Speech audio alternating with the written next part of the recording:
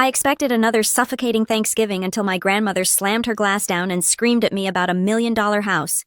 I froze, having never seen the place. The words I blurted out, I have no idea about it, were not just the truth. They were a password that sent my family into a panic. In that moment, someone accidentally confessed exactly what they should have kept hidden, right in front of the person who could destroy them. My name is Zoe Foster. And as I drove toward Briar Glen, Wisconsin, on the fourth Thursday of November, I felt less like a daughter returning home and more like a defendant approaching the bench. The heater in my 1998 Honda Civic had decided to die 3 days ago, right as the first real frost of the season settled over the Midwest. My breath fogged in the air before me, a rhythmic reminder that I was cold, broke, and incredibly tired. On the passenger seat, wrapped in aluminum foil that caught the gray light of the afternoon sun, sat my contribution to the Thanksgiving feast. It was a pumpkin pie, not a bakery pie with a lattice crust and a gold cardboard base. It was a homemade disaster, crafted from generic canned filling that cost 99 cents and a pre-made crust that had cracked down the center the moment I took it out of the packaging. It was ugly. It was cheap. It was the absolute best I could do. 2 days ago, I had been called into a glass-walled office at Crescent Ridge Solutions and told that my position was being eliminated due to corporate restructuring. I was 34 years old. I had a degree that I was still paying for, a resume that looked like a patchwork quilt of short stints, and a bank account that currently held exactly $12.43. The severance package was non-existent because I was a contractor. To make matters worse, my credit score, which I had guarded like a hawk since college, had taken a mysterious and catastrophic nosedive 6 months ago.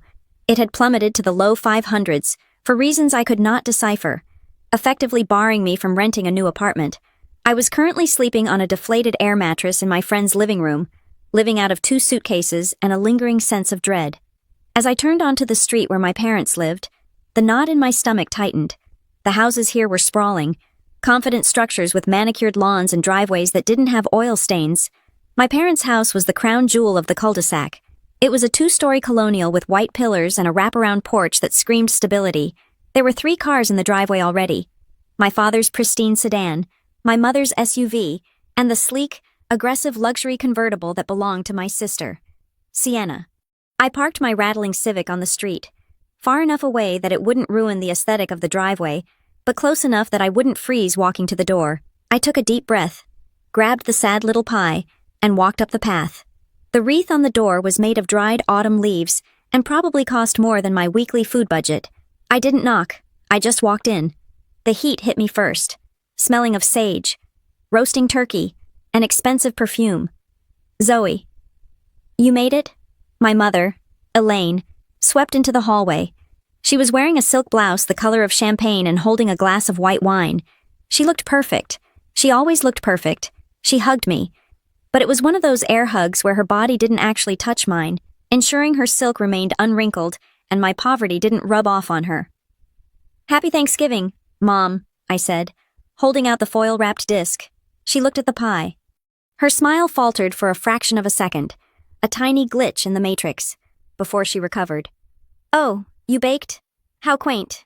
Thank you, sweetie. I will put this in the kitchen. She took it with 2 fingers, as if it were a dirty diaper, and whisked it away before anyone important could see it. I followed her into the living room, stripping off my coat. The gang was all here. My father, Mark, was standing by the fireplace, swirling a tumbler of scotch. He looked tired, but he was wearing his successful man mask, the one he put on for neighbors and holidays. My sister, Sienna, was draped over the leather sofa like a cat that had just eaten a canary. She was wearing a cashmere sweater that looked soft enough to sleep in and diamond stud earrings that caught the light every time she moved her head. Next to her was her husband, Derek, a man whose personality was entirely composed of golf anecdotes and investment advice, but the room felt different today, heavier.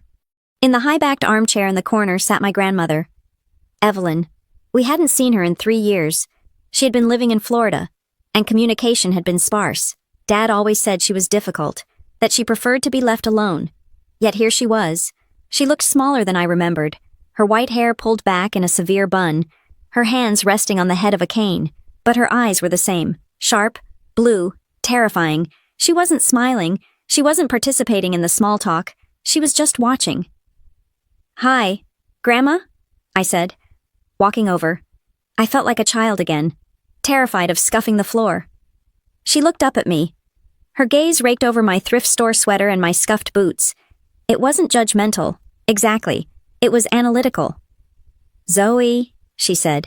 Her voice was like dry leaves scraping together. You look like you haven't slept in a decade. Just busy, Grandma, I lied. Work is crazy.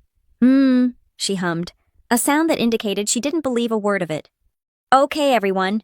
Mom clapped her hands, entering the room with a frantic energy that set my teeth on edge. Dinner is ready. Let's move to the table before everything gets cold. The dining room was a masterpiece of tablescaping. There were candles, heavy linen napkins, and enough silverware to perform a surgery. I took my assigned seat. It was the same seat I had sat in since I was 10 years old. On the left side, facing the window, the drafty spot. Sienna sat opposite me, glowing with health and wealth. Derek sat next to her. Grandma Evelyn was at the far end, and Dad took the head of the table. The performance began. We passed dishes. We complimented the turkey. We talked about the weather. It was the standard American family theater, where we pretended everything was fine while secretly resenting each other. But the air was thick with tension. I noticed things, small things. My mother had her phone on the table, face down. Every few minutes, it would vibrate against the wood. A low buzz, every time it did. Her shoulders jumped up toward her ears. She would glance at it, then glance at Dad, then look away. My father wasn't eating. He was drinking his scotch and cutting his turkey into tiny, microscopic pieces. His eyes kept darting toward the hallway, toward the front door. He looked like he was waiting for the police, or a hitman, or both. And Grandma Evelyn just sat there. She took small bites. She drank water, but her head moved constantly, tracking the conversations, tracking the eye contact. She was a predator in a room full of grazers. I tried to keep my head down and eat. The food was delicious, a stark contrast to the instant noodles I'd been living on for the past month. I wanted to pack some in my pockets but restrained myself. So, Sienna said, her voice piercing the low murmur of chewing. She laid a hand on Derek's arm. We have some news. Dad looked up, relieved for a distraction. Oh, what is it? Honey, another promotion. Sienna laughed, a tinkling sound that grated on my nerves. Better. We finally closed on the contractors for the renovations. We are redoing the entire deck at the lake house. We're going to extend it right out over the water and put in a glass railing. My father dropped his fork. It clattered loudly against his plate. That's ambitious, Sienna. Well, the house deserves it, Sienna said. Beaming, she looked around the table, desperate for admiration. It is such a beautiful property. Derek and I were up there last weekend, the autumn leaves reflecting on the water magic. We are thinking of buying a boat next summer, a pontoon, maybe something for parties. I felt the familiar burn of shame and jealousy in my chest. Sienna was 2 years older than me. She had never struggled a day in her life. Dad had paid for her college. Dad had helped with her down payment on her main house, and now she had a vacation home near a lake.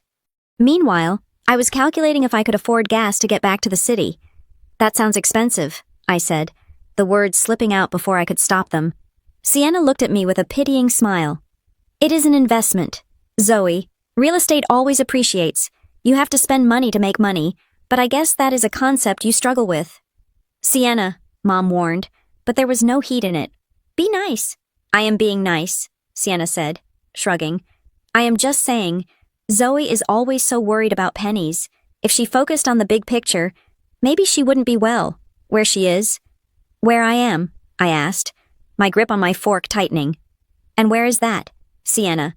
You mean employed hardworking? I mean unstable, Sienna said lightly. You know, drifting? I am not drifting, I snapped. I am surviving. There is a difference. Okay, let's not do this, Dad said, wiping sweat from his forehead. Zoe, don't be so sensitive. Sienna is just proud of her success. You could learn something from her drive. The injustice of it felt like a physical blow. I wanted to scream. I wanted to tell them about the late nights, the double shifts, the constant rejections, the baffling financial hurdles that seemed to pop up out of nowhere every time I got a foothold. I wanted to tell them I was drowning, but I didn't. I just looked down at my plate. I was the failure. That was the role written for me in this play. Grandma Evelyn was watching this exchange. She hadn't blinked. Her gaze was fixed on Sienna, Then it shifted to my father, then to my mother. It was like she was assembling a puzzle in her mind. The main course was cleared. Mom brought out the desserts. There was the gourmet pecan tart she had bought. There was a chocolate silk pie. And there, shoved to the side, was my sad little pumpkin pie. "Who wants coffee?" Mom asked, her voice too bright. "I will take some," Derek said. "Me too," Sienna said. She leaned back in her chair, looking satisfied. "You know, Grandma, you should come up to the lake house when the renovations are done. It is really peaceful. We call it our little sanctuary." "Sanctuary," Grandma Evelyn repeated. It was the first word she had spoken in 20 minutes. "Yes," Sienna said. "It is just ours. You know." I reached for the serving spoon to take a slice of my own pie, mostly out of defiance. My hand was trembling slightly. The tension in the room was a physical weight, pressing down on my shoulders. I felt like the air was being sucked out of the room. Then it happened. Grandma Evelyn lifted her heavy crystal water glass. She held it for a second, the light refracting through the water. Then she slammed it down onto the table. Bang! The sound was explosive. Water geysered up and splashed onto the table runner. The heavy crystal thudded against the wood with a violence that made the plates jump. The room went instantly dead silent. My mother froze with the coffee pot in midair. Derek stopped chewing. Sienna's smile vanished. Dad looked like he had been slapped. We all stared at Grandma. She was trembling, not with age, but with a cold, focused fury. She slowly turned her head. Her eyes bypassed my father. They bypassed my mother. They bypassed Sienna. They locked directly onto me. Her expression was unrecognizable. It was a mix of heartbreak and a rage so profound it felt dangerous. She leaned forward, her knuckles white as she gripped the edge of the table. The silence stretched, tight as a piano wire, until it was unbearable. Then she opened her mouth and screamed, her voice cracking with the force of it. "Why is there an elderly couple living in the lake house that I bought for you?" The echo of my grandmother's voice seemed to bounce off the crown molding and rattle the expensive china in the cabinet. The question hung there, suspended in the sage-scented air like a guillotine blade waiting to drop. "Why is there an elderly couple living in the lake house that I bought for you?" My brain could not process the syntax of the sentence. It was as if she had started speaking a language I had never heard before. Lake house, bought, for me. These words were incompatible with my reality. My reality was checking the price of eggs 3 times before putting them in the cart. My reality was sleeping on a deflated air mattress that slowly lowered me to the hard floor by 3 in the morning. My reality was a bank notification telling me I had insufficient funds for a Netflix subscription. I stared at her. My heart was not just beating, it was thrashing against my ribs. A trapped bird desperate to escape. I felt the blood drain from my face, leaving my skin cold and clammy. I looked at my hands, which were gripping the edge of the table so hard my knuckles had turned the color of bone. "Grandma," I started, but my voice failed me. It was a dry rasp. I swallowed and tried again. "I do not know what you are talking about." Evelyn did not blink. Her blue eyes were lasers, cutting through the layers of my family's pretense. "Do not lie to me.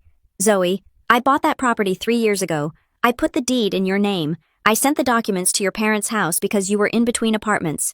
I have the transfer receipt." I shook my head. The movement was jerky, mechanical. "No," I said. "Grandma, I swear, I have never seen a deed. I have never seen a house. I have no idea about it." The sentence tumbled out of my mouth, raw and terrified. I have no idea about it.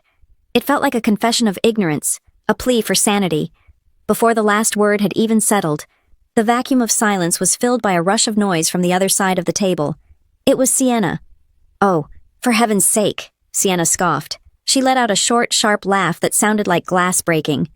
She reached across the table and patted Grandma's hand, her manicured nails clicking against the table. "Grandma, you are clearly exhausted. The flight from Florida is long, and you know how you get when you are jet-lagged. You get confused about dates and details." "I am not confused," Grandma snapped, pulling her hand away as if Sienna's touch burned. "You are mixing things up," Sienna insisted, her voice taking on that condescending sing-song tone she used when talking to customer service workers she intended to get fired.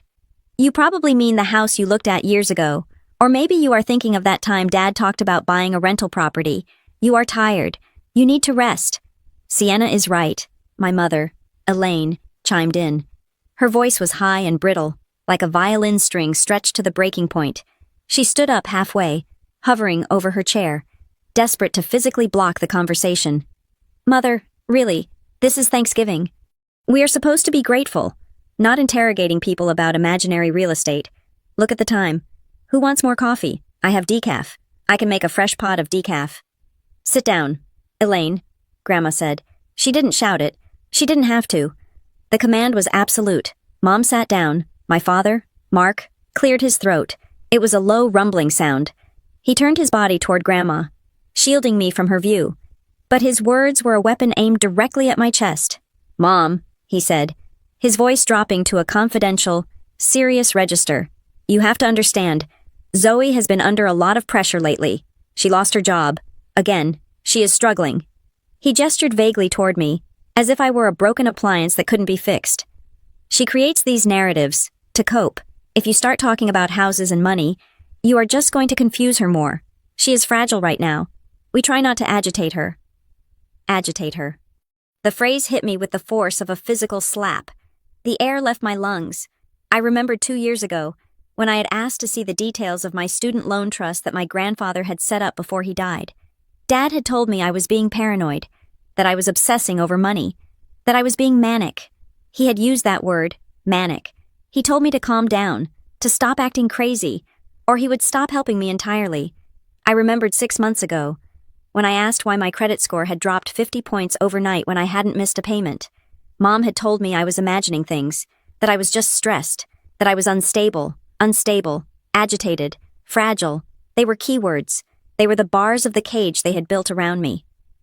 Every time I got close to a truth, they diagnosed me with a flaw.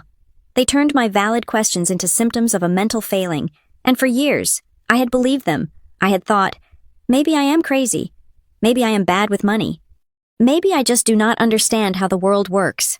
But looking at my father now, watching the sweat bead on his upper lip, watching his eyes dart toward the hallway again, I felt a crack form in that belief.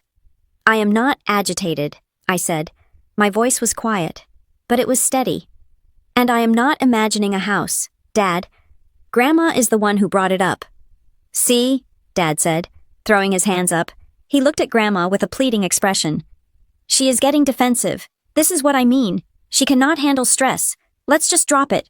Mom, please, for Zoe's sake. For Zoe's sake, Grandma repeated. She tasted the words, chewed on them, and spat them out. She reached into her purse, which she had kept on the floor beside her chair. She pulled out a smartphone. It wasn't an old flip phone. It was the newest model, a large, sleek device that looked incongruous in her weathered hands. I am old, Mark, Grandma said, tapping the screen with a deliberate, practiced finger. I am not senile, and unlike you, I know how to use the cloud. She swiped once, twice, then she turned the phone around and placed it in the center of the table, propped up against the salt shaker so everyone could see.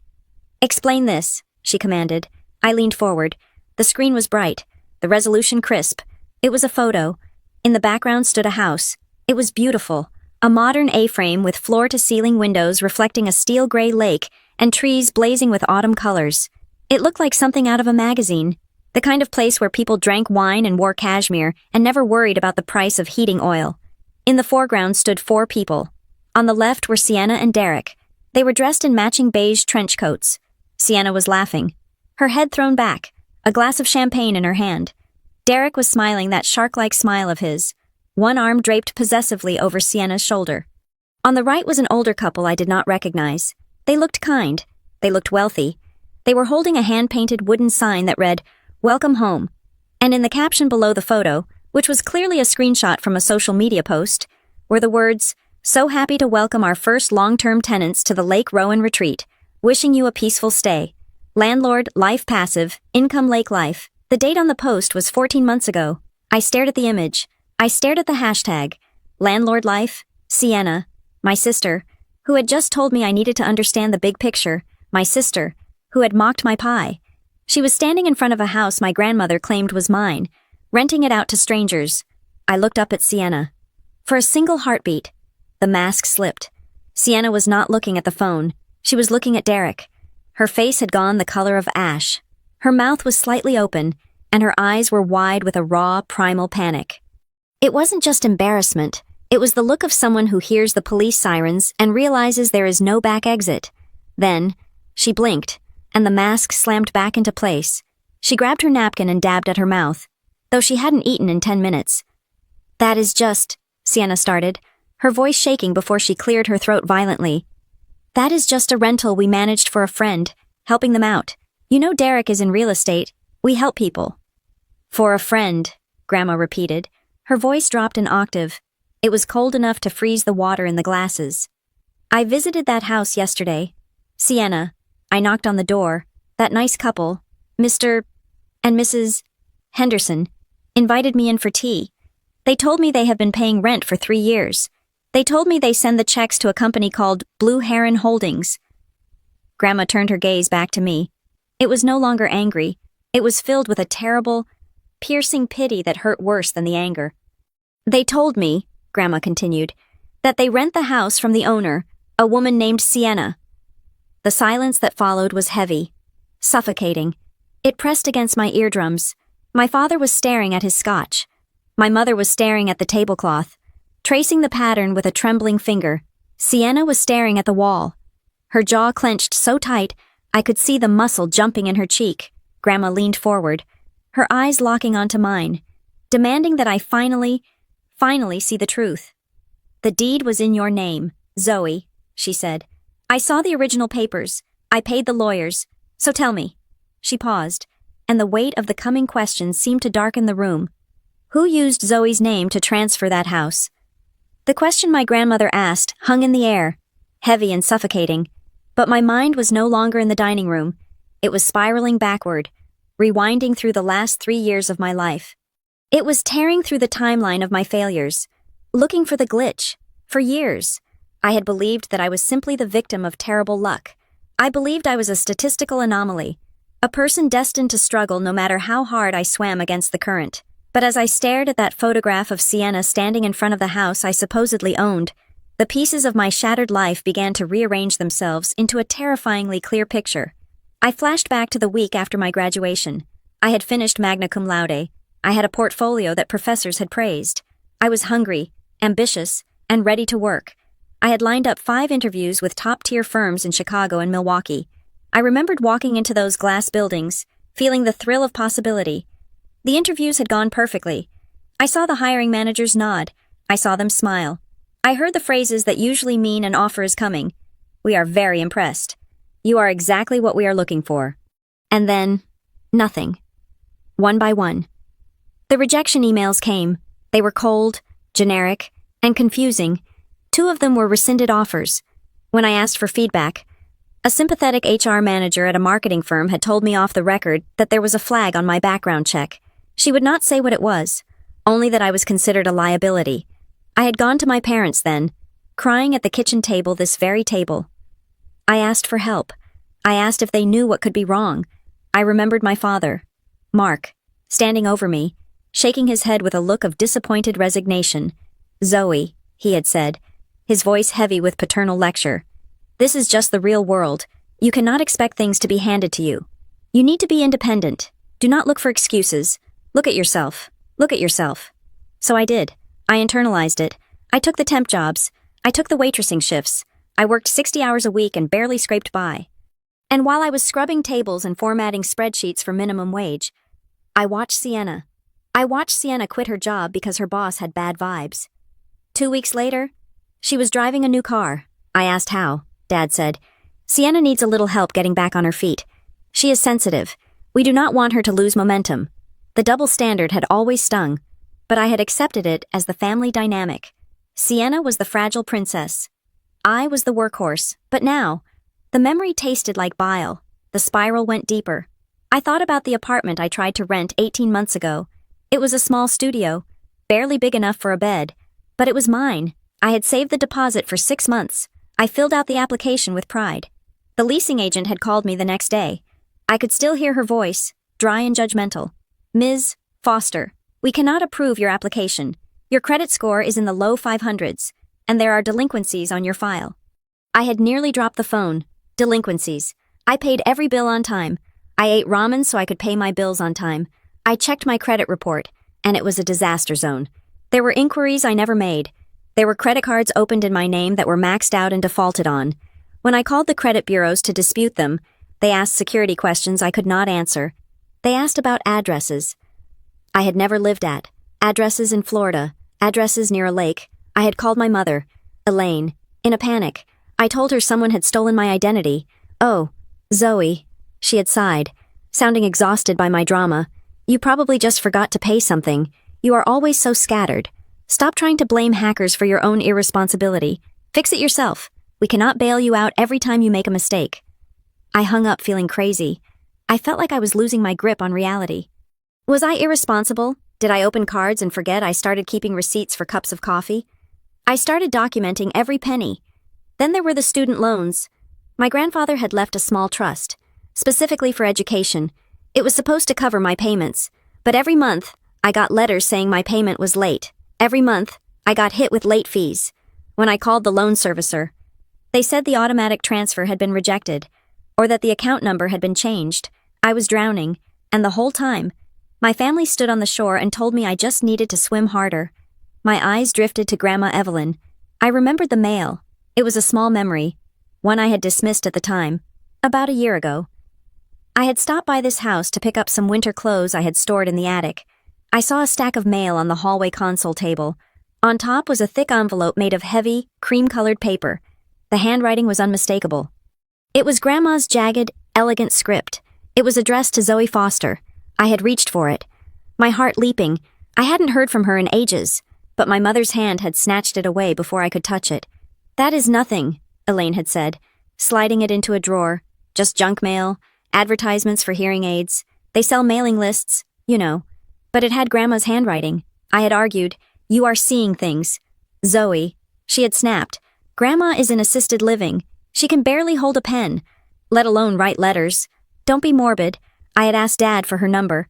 I asked for her address in Florida so I could visit. "No," Mark had said, his face closing off like a steel trap. "She has dementia. Zoe. She gets very confused and aggressive. If you call her, it just upsets her. The doctors said no contact. We are doing this to protect her.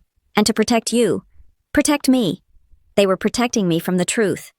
They were protecting me from the fact that I was the owner of $1 million asset. I looked down at the phone on the table again. The photo of Sienna. I remembered the day she posted that. It was mid-July. It was 95 degrees in the city. My car had broken down, and I had to choose between paying for the tow truck or buying groceries for the week. I chose the tow truck because I needed to get to a job interview that I inevitably didn't get. I spent 3 days eating plain rice and drinking tap water. I was sweating in my non-air-conditioned room, feeling like a failure, feeling like dirt, and I had opened Instagram to distract myself. There was Sienna. She was on a dock. The sun was setting, painting the sky in purples and oranges. She was holding a glass of rosé. She looked golden. She looked free. The caption on the photo Grandma had shown us was blocked by the cropping. But I remembered it. I remembered it perfectly because I had cried when I read it. My vacation home. She had written that, not our vacation home, not the family rental, my vacation home, and there was something else, a small detail that had nagged at me, but I had never connected until this second. Sienna always knew when Grandma was not coming back, every holiday for the past 3 years. When I asked if Grandma would be there, Sienna would answer with total confidence, "No, the old lady won't be back for a long time.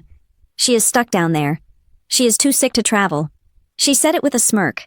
She said it with the confidence of someone who had seen the schedule, or someone who was ensuring the schedule stayed empty. I looked at the timestamps on the bank statements Grandma had slapped onto the table. The monthly rent payments from the Hendersons, $2,500 a month. That was 3 years of payments. That was $90,000. $90,000. That money could have paid off my student loans. It could have fixed my car. It could have gotten me an apartment where the heat worked. It could have allowed me to buy a pie from a bakery instead of making a pathetic one out of 99-cent sludge. It wasn't just that they stole the house. They stole my stability. They stole my credit. They stole my career opportunities by flagging my background checks with bad debt. They watched me starve. They watched me cry. They watched me beg for help. And they lectured me about responsibility while they spent my money on renovations and boats. They didn't just steal an asset. They stole 3 years of my life. A cold, hard clarity washed over me. It replaced the fear. It replaced the confusion. The shaking in my hands stopped. If that house was legally mine, and if the rent checks were legally mine, then my poverty was not a result of my incompetence. It was a result of their greed. I wasn't a failure. I was a victim of a very long, very expensive con. I looked up from the table. The silence was still holding, but it was fragile. Sienna was pale, Mark was sweating, Elaine was frozen. I looked at the photo one last time. Welcome home. I whispered the question inside my own skull, and the answer made my blood run cold. If that house is mine, why am I living like a homeless person? Because my family decided I was worth more to them as a tax write-off and a ghost than as a daughter. And now, I knew. Lake Rowan Retreat, Grandma Evelyn said, pronouncing the name with a deliberate, surgical precision that made it sound less like a vacation home and more like an indictment. She kept her hand resting on the phone, anchoring the evidence to the table. That is the name of the property. I purchased it 3 years ago, paid in full, cash. It was not an investment for the family portfolio, and it certainly was not a toy for Sienna. It was a trust asset. It was a safety net meant for the future of Zoe. The name of the house meant nothing to me. Lake Rowan Retreat. It sounded like a place where people wore white linen and drank iced tea. A place that existed in a completely different universe from my cramped, drafty life. I have never heard that name before, I said. My voice was steady now, hardened by the sudden, freezing clarity of the situation. I have never signed a deed. I have never received a set of keys. I do not even know the street address. If I own a house, Grandma, I am hearing about it for the very first time right now, over a half-eaten turkey. The denial hung in the air, absolute and irrefutable. Legally, you cannot own property without knowing it unless someone else has become you. My father, Mark, let out a long, heavy sigh. It was a sound he had perfected over the years, a performance of the weary patriarch carrying the burden of a difficult child. He placed his silverware down, lining it up perfectly with the edge of the placemat, buying himself time to construct the narrative. "Mom," he began, his voice dropping to that reasonable, soothing baritone he used when he wanted to shut down an argument before it started. He looked at Grandma with a mix of patience and pity. "We did not want to burden you with the details at the time. You were dealing with your hip surgery, and things here were complicated. Zoe was going through a very dark period 3 years ago." I felt the muscles in my neck tighten. I knew exactly where this was going. "What period?"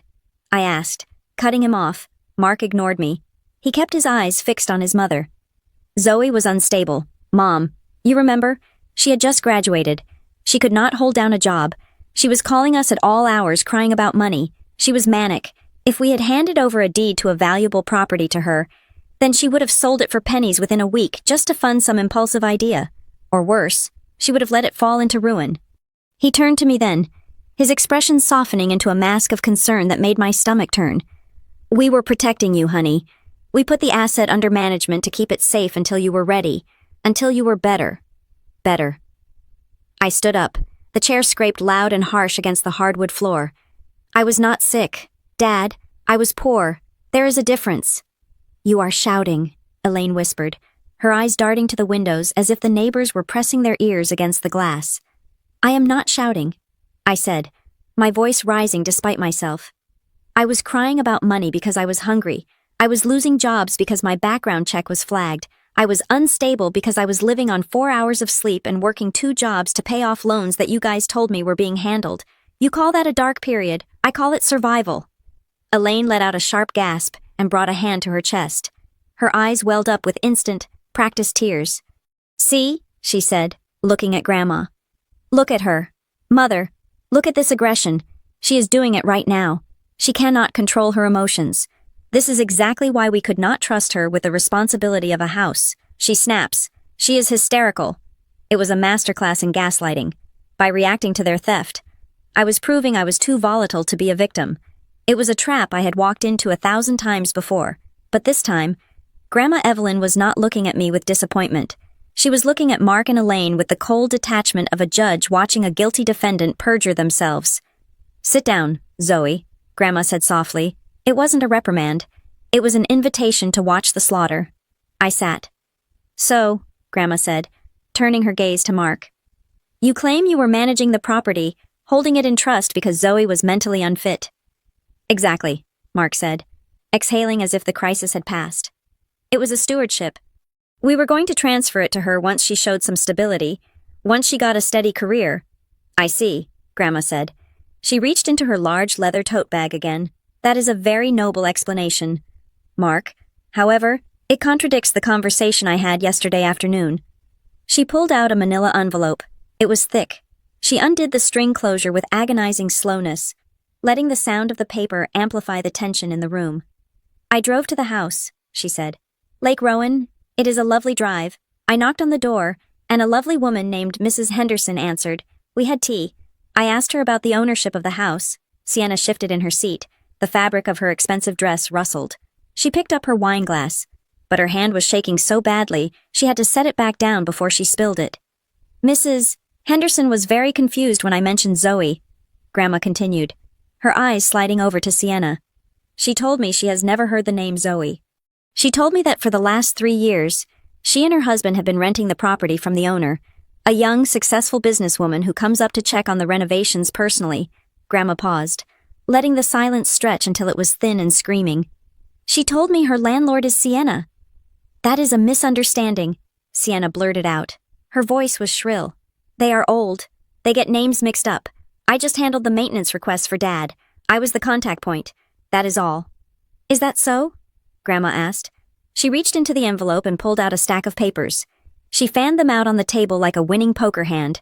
They were photocopies of checks, personal checks from the Hendersons. Mrs. Henderson is a meticulous record keeper, Grandma said. She was kind enough to print out copies of her bank drafts for me. Look at the memo line. I leaned forward. The handwriting on the checks was looped and shaky, but legible. Rent Lake Rowan. October. Rent Lake Rowan. November. Rent Lake Rowan. December. Each check was made out for $2,500. And look who they are made out to, Grandma said, tapping a finger on the payee line. It didn't say Mark Foster. It didn't say Zoe Foster. It said Blue Heron Holdings, LLC. I looked up Blue Heron Holdings this morning, Grandma said, her voice dry as dust. It is a shell company registered 3 years ago. The registered agent is not Mark. It is not Elaine. She looked at Sienna. It is Sienna Foster.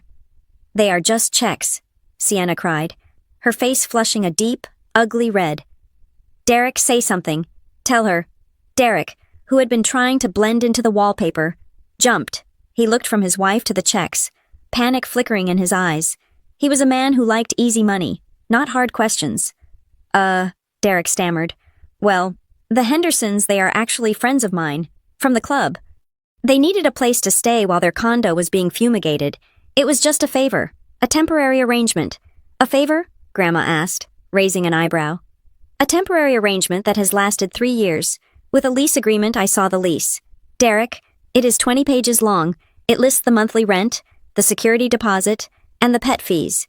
Do you charge your friends pet fees for a favor? Derek shut his mouth. He looked at Sienna, and for the first time, I saw a crack in their united front. He looked at her like she had promised him this would never happen. We were going to give the money to Zoe, Elaine interjected, trying to pivot the lie. We were saving it for her, put it in a savings account so when she finally got her act together, she would have a nest egg. We didn't spend it. Then why? Grandma asked, pulling another sheet of paper from the envelope.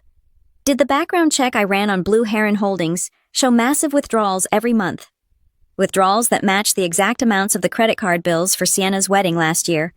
Withdrawals that matched the down payment on Mark's new sedan. The room went deadly silent. The air was sucked out of the space. There was no protective parent defense for that. There was no Sienna is just helping excuse for that. It was theft, plain and simple. Mark looked pale. He loosened his tie, his hands trembling. He looked at me, and I saw something new in his eyes. Fear, not for me, but of me. Zoe, he said, his voice cracking. You have to understand. The business, the market has been tough. We borrowed it. We were going to pay it back. With interest. You stole a house, I said. My voice barely a whisper. You stole my house. And you let me believe I was a failure because I couldn't afford rent on a studio apartment. It is not like that, Sienna hissed. You weren't using it. You didn't even know it existed. What were we supposed to do? Let it sit empty while you played the starving artist? I was not playing. I slammed my hand on the table. I was starving. Enough, Grandma said. The single word cut through the noise like a blade. She gathered the papers back into a neat stack. She looked at me. her expression softening, the rage in her eyes replaced by a deep, sorrowful regret. "There is one more thing, Zoe," she said quietly. "Something I need you to answer, and I need the truth." "What?" I asked. I felt exhausted, battered by the revelations.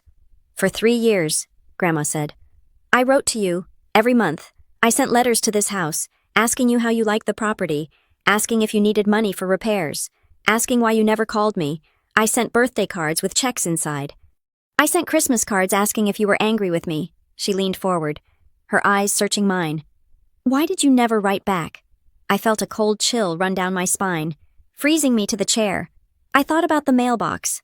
I thought about how, whenever I visited, the mail was always already sorted. I thought about how Mom always met the mailman at the door. I thought about the time I saw that one cream-colored envelope, the one Mom had snatched away, claiming it was junk mail. It wasn't junk mail. "I never got them," I whispered. My throat felt tight, constricted by a sudden, overwhelming grief. It wasn't just the money. They hadn't just stolen the rent. They had stolen my grandmother. They had stolen the only person in this family who actually gave a damn about me. "I never saw a single letter," I said, tears finally spilling over. "Mom always said you were sick. She said you had dementia. She said you wouldn't remember me if I called. She said the doctors told us not to disturb you." Grandma's face went white. She looked at Elaine. If looks could kill, my mother would have been ash on the floor. "Dementia," Grandma repeated. Her voice was a low growl. "You told her I had dementia." Elaine shrank back in her chair. She looked small, petty, and terrified. "We didn't want her to worry you with her problems, Mother. We were trying to keep the peace." "You intercepted my mail," Grandma said. "That is a federal crime, Elaine." "It was family business," Mark shouted, slamming his fist on the table, trying to regain control of a ship that had already sunk. "We are a family. We handle things internally, Zoe. Stop looking at us like that. We raised you. We put clothes on your back. We have a right to manage the family assets." "It wasn't a family asset," I said. Standing up again, I felt a strange calm settling over me. The confusion was gone. The mystery was solved. There were no more questions, only facts. "It was mine, and you didn't manage it. You parasitized it." I looked at the stack of checks. I looked at the photo of the house. I looked at the people who had raised me. And I realized I was looking at strangers.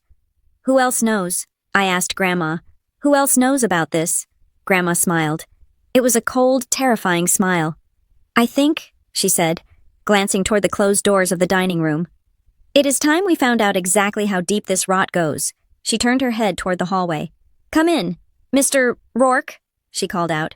"I believe we have established probable cause." "Enough." My father's hand came down on the mahogany table with a violence that made the silverware jump and the wine glasses shiver. The sound was like a gunshot in the enclosed space of the dining room. Mark Foster was on his feet. His face flushed a dark, dangerous red that clashed with his crisp white collar. He was no longer the weary, misunderstood patriarch. He was a cornered animal, and he was baring his teeth. "This has gone too far," he shouted, his voice booming off the walls. "Zoe is making a scene. She is ruining Thanksgiving. Look at her. She is shaking. She is hysterical. Everyone can see she is unstable right now." The accusation hit me like a physical blow to the chest. Unstable. It was their favorite weapon. The label they slapped on me whenever I asked a question they did not want to answer. It was the word that had kept me docile for years, making me doubt my own sanity. Tears pricked at the corners of my eyes, hot and stinging. I wanted to scream. I wanted to flip the table. I wanted to curl into a ball and disappear. But I didn't. I dug my fingernails into my palms until the pain grounded me. I took a breath that shuddered in my lungs, but when I spoke, my voice was low and surprisingly steady. "I am not unstable, Dad," I said, locking eyes with him. "And I am not making a scene. I am asking a question about a house that has my name on the deed. I just need the truth." "The truth," Mark scoffed, wiping sweat from his forehead with a trembling hand. "The truth is you are ungrateful. We invite you into our home. We feed you, and you attack your sister and your mother with these delusions.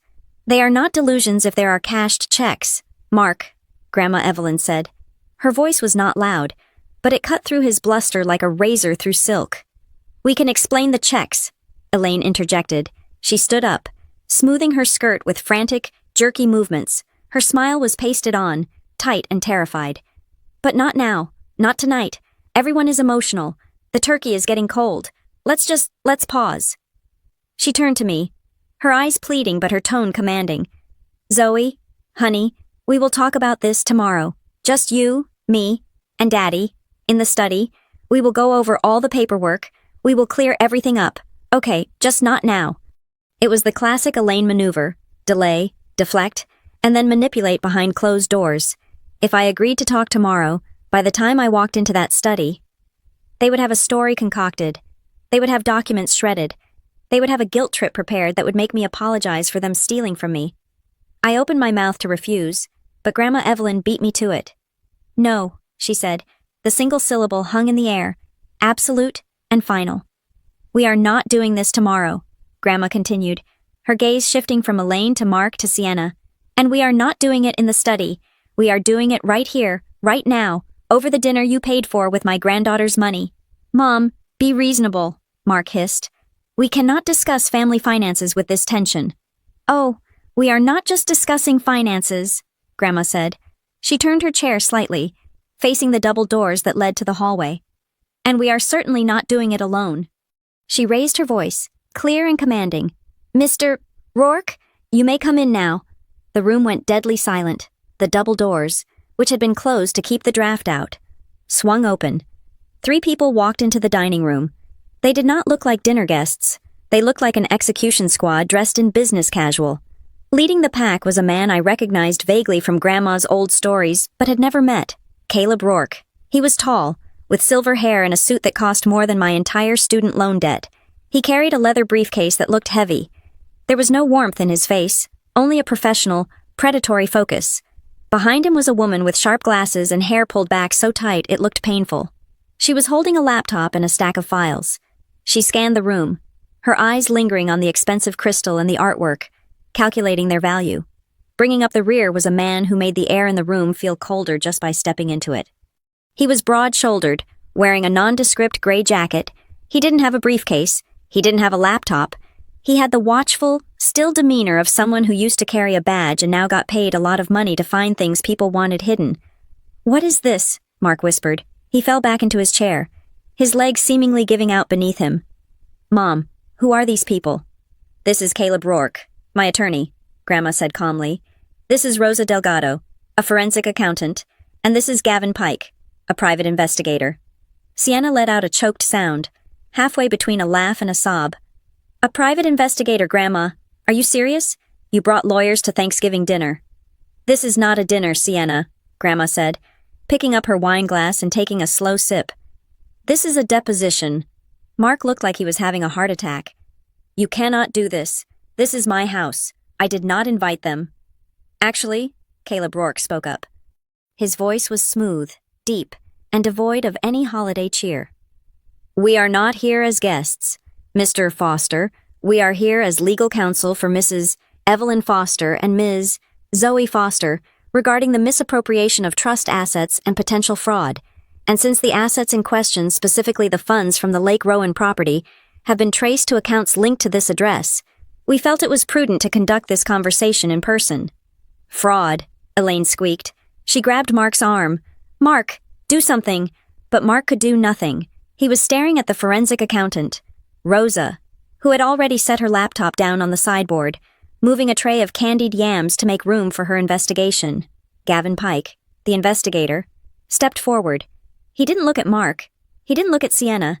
He walked straight around the table until he was standing next to me. I looked up at him. He had a scar above his left eyebrow and eyes that had seen too much. Ms. Foster, he said. His voice was rough, like gravel in a mixer. Zoe, I whispered. I was trembling. The reality of what was happening was crashing down on me. My grandmother hadn't just come to yell. She had come to war. Zoe, Gavin corrected himself. He reached into his jacket pocket. I was hired by your grandmother 3 weeks ago to track the communication breakdown between the two of you. He pulled out a thick padded envelope. It was sealed with red tape. We traced the mail, Gavin said, looking across the table at my father. We interviewed the local postmaster. We found that a hold and redirect order had been placed on your grandmother's mail coming to this address. But more importantly, we recovered these. He placed the envelope on the table in front of me. He pulled a small knife from his pocket, slit the tape, and slid the contents out. It was a stack of letters, dozens of them. Some were in envelopes that had been torn open and resealed with clear tape. Some were still sealed. All of them were addressed to me. All of them were in Grandma's handwriting. "These were intercepted," Gavin said. "Most were never even delivered to you. They were taken directly from the mailbox by a member of this household and stored in a locked filing cabinet in the garage. We retrieved them this morning while you were all having appetizers." My breath hitched. I reached out and touched the top letter. The date on the postmark was 2 months after I graduated. "My dearest Zoe," it read. I looked at the stack. There were letters from when I lost my first job. Letters from my birthday. Letters from Christmas. 3 years of my grandmother trying to reach me. 3 years of her love. Sitting in a dark cabinet in the garage, while I cried myself to sleep thinking I was all alone in the world. "You kept them," I whispered, looking at my mother. "You didn't just throw them away. You kept them." Elaine looked away, unable to meet my eyes. "I was going to give them to you, eventually. When you were stable enough to handle her, I choked out. She was writing to say she loved me. How does that require stability? "We didn't know what was in them," Mark shouted, desperate to defend the indefensible. "We thought she was filling your head with nonsense about the money. We were trying to keep you focused on work." "You were trying to keep me ignorant," I yelled back, the dam finally breaking. "You stole her words. You stole my relationship with her." Gavin Pike placed a heavy hand on the back of my chair. It was a gesture of protection. "There is more," Gavin said. He pulled a single, crisp sheet of paper from the envelope. "This is not a letter. This is a copy of a document sent to the tenant, Mr. Henderson, regarding a rent increase last year." He placed it next to the letters. "It is signed by the landlord," Gavin said. I looked at the signature. It wasn't Sienna's name this time. It was Zoe Foster, but it wasn't my signature. The loops were too big. The Z was slanted the wrong way. It was a forgery. A clumsy, arrogant forgery made by someone who never thought I would see it. "Who signed this?" I asked, looking at the table. Sienna was staring at her plate, her face pale as a sheet. Mark was drinking his scotch like it was water. "That is a felony," Caleb Rourke said from the doorway. "Forging a signature on a legal contract, mail fraud, wire fraud, identity theft. We are looking at a federal indictment, Mr. Foster. Unless we get some clarity right now." Sienna started, then stopped. She looked at Derek. Derek was inching his chair away from her. "I didn't know it was a forgery," Derek said quickly, throwing his wife under the bus with breathtaking speed. "Sienna told me Zoe gave her power of attorney. She told me Zoe wanted us to handle it." "You liar," Sienna shrieked. "You watched me sign it. You held the paper." "I did no such thing," Derek shouted back. Silent. Grandma Evelyn slammed her cane on the floor. The room froze again. "Zoe," Grandma said softly, "read the first letter, the one on top." My hands were shaking so hard I could barely hold the paper. I unfolded the letter dated 3 years ago. "My darling Zoe, I know you are worried about your future. Please do not be. I have purchased the Lake Rowan house for you. It is yours. You can live there, or you can rent it out. The income should be enough to let you follow your dreams without fear. You are free, my dear. Do not let anyone tell you otherwise. Love, Grandma." I lowered the letter. The words swam before my eyes. "You are free." I looked at my father, who was now slumped in his chair, defeated. I looked at my mother, who was weeping silently into her napkin. I looked at Sienna, who was glaring at Derek with pure hatred. They had known I was supposed to be free, and they had decided to keep me in a cage because they wanted the gold that the cage was made of. "You knew," I said to Mark. "You knew I was struggling to buy food, and you were cashing my freedom checks." Mark looked up. His eyes were hollow. "We needed it, Zoe. The business we were going to lose, the house, this house, your childhood home." "So you took mine," I said. "It was for the family." Elaine wailed. "No," I said. Standing up, I felt taller than I had ever felt in my life. I picked up the stack of letters. "It wasn't for the family, because I am family, and you ate me alive." I turned to Mr. Rourke. "What happens now?" I asked. Rourke stepped forward and placed the briefcase on the table, right on top of the turkey. "Now," he said, clicking the latches open, "we begin the audit, and Mr. Foster, I would advise you not to leave the room. Mr. Pike has already notified the local authorities to be on standby. Mark's face went gray. You called the police, he whispered. No, Grandma Evelyn said, buttering a dinner roll with terrifying calm. I called the consequences. I looked across the table at Grandma Evelyn. For the last 20 minutes, she had been a force of nature, a hurricane of righteous fury demolishing the facade of our perfect family dinner. But as our eyes met over the centerpiece of wilting autumn flowers, the storm within her seemed to suddenly still. Her breathing evened out. The trembling in her hands ceased. She picked up her wine glass, not to throw it this time, but to take a calm, measured sip of the expensive Chardonnay my father had bought to impress her. A tiny, almost imperceptible smile tugged at the corner of her mouth. It was a signal, and just like that, the air in the room shifted, to my father, my mother, and my sister. This was a chaotic disaster unfolding in real time. To them, I was the confused victim, and Grandma was the avenging angel who had stumbled upon a crime. But as I held Grandma's gaze, I let my own mask fall. I stopped hunching my shoulders. I wiped the tears from my cheeks, not with the back of my hand like a frightened child, but with the crisp linen napkin. Folding it neatly and placing it beside my plate, I exhaled a long breath, releasing the tension I had been holding for 7 days. You look confused, Dad, I said. My voice was no longer shaking. It was cool, detached, and dangerously calm. Mark stared at me, his eyes darting between me and his mother. What? He croaked. Of course I'm confused. This is insanity. No, I said, leaning back in my chair and crossing my arms. Insanity is doing the same thing over and over and expecting a different result, like stealing from your family and expecting never to get caught. This is not insanity. This is a sting operation. Sienna scoffed, though it sounded weak. A sting operation? You watch too much TV. Zoe, you are just enjoying the drama. I am enjoying the justice, I corrected her. And I am enjoying the fact that you all walked right into it. I turned to Grandma. I think they are ready for the rest of it. Don't you? I believe so, Grandma said softly. I stood up. I didn't feel small anymore. I felt like the person I was supposed to be before they ground me down. You think this started tonight? I said, addressing the table. You think Grandma just showed up and surprised us? But that is not what happened. I didn't drive here tonight hoping for a piece of turkey. I drove here knowing exactly what was going to happen. Elaine's face went slack. What are you talking about? 7 days ago, I said. I got a phone call. It was from Aunt Marlene. The name landed like a bomb. Marlene was Grandma's younger sister. The one person in the extended family my father was terrified of because she had a memory like a steel trap and a tongue like a whip. Marlene called me, I continued, because she thought it was strange that I hadn't RSVP'd to her granddaughter's wedding. She told me she had sent 3 invitations to this address. Because Dad told her I was living here again, I told her I wasn't. We started talking, and then she told me something very interesting. She said, "It is a shame about Evelyn's dementia, but at least she has you to manage her affairs." I looked at my father. He was gripping the edge of the table so hard his knuckles were white. I told Marlene I had no idea what she was talking about, I said. And Marlene, being Marlene, didn't buy it. She gave me Grandma's real number, the one you blocked on my phone, and I called her. Grandma nodded.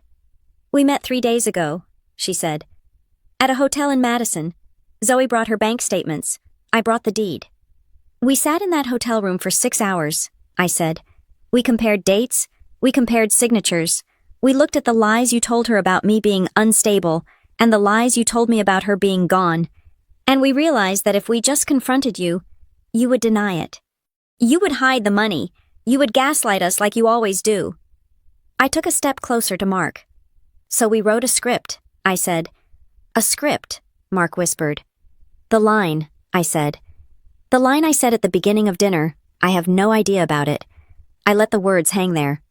Grandma told me that when the moment came, when she dropped the hammer about the house, I had to say exactly those words, not to defend myself, but to trigger the trap. I had to look weak so you would feel confident enough to lie. I had to let you dig your own graves. Sienna looked at Grandma, then at me, her eyes widening in horror. You planned this. You faked it. I didn't fake the pain. Sienna, I said coldly. The pain of realizing my sister is a thief that is real, but the surprise? Oh, no, I knew exactly what photos she was going to show. I knew exactly what checks she had. This is entrapment, Mark shouted, pointing a shaking finger at Gavin Pike. "You cannot do this. You cannot just record us or ambush us in my own home." Gavin Pike, the private investigator, finally moved. He had been standing like a statue by the door, but now he walked forward. He didn't look intimidated. He looked bored. "Actually, Mr. Foster," Gavin said, his voice a deep rumble. "In the state of Wisconsin, the law regarding recording conversations is quite specific. It is a one-party consent state. That means as long as one person in the conversation consents to the recording, it is perfectly legal." He tapped the lapel of his jacket.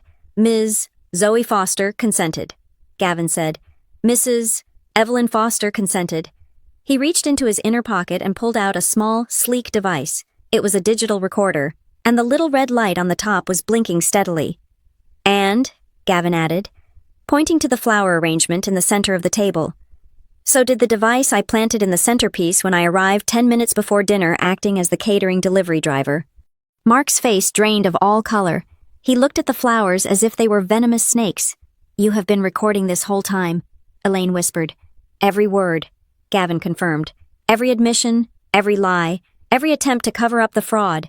When you said you were managing the asset recorded, when Sienna admitted she was the landlord recorded, when Derek said he forged the signature because Sienna told him to crystal clear."